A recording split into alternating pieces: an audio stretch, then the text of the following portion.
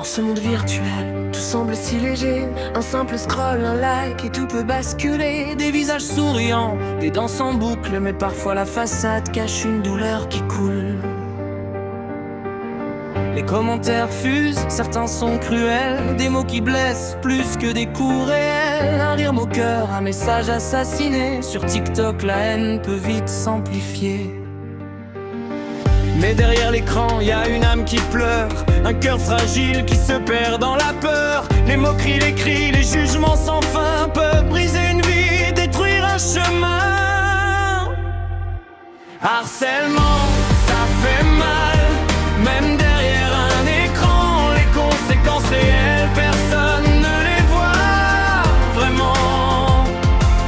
Une personne faible, un esprit qui vacille, peut sombrer dans l'ombre, perdre son fil.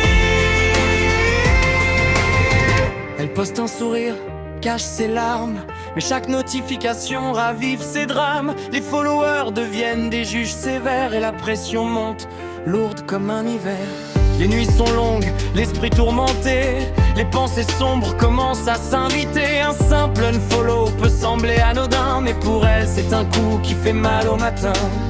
Les filtres embellissent, masquent la vérité, mais le poids des mots reste grave et marqué. Elle cherche une échappatoire, un souffle d'espoir dans ce monde où la haine peut tout décevoir.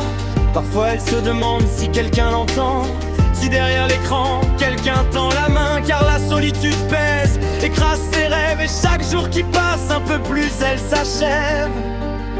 On croit que c'est juste un jeu, un divertissement, mais pour certains c'est un combat permanent. La solitude grandit, le silence pèse, et la détresse mentale devient une forteresse. Un mot gentil, un geste de soutien peuvent sauver une vie, éclairer un chemin. Ne reste pas silencieux face à la douleur, car chaque fois compte, chaque cœur a sa valeur. Harcèlement, ça fait mal, même derrière un écran. Les conséquences réelles, personne ne les voit vraiment.